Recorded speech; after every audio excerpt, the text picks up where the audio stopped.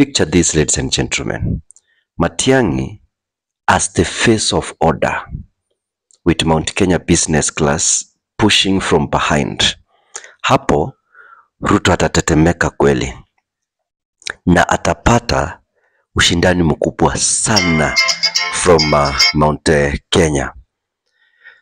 With his recent US engagement, a new idea is being whispered.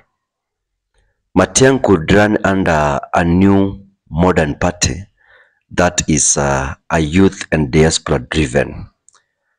This is a digital Kenya, the movement. Kenyans abroad are fed up with corruption and chaos. If they support Matiang'i financially and on social media, he could spark a revolution, just like Macron in France. He just needs to market himself early and get the right campaigners on the ground.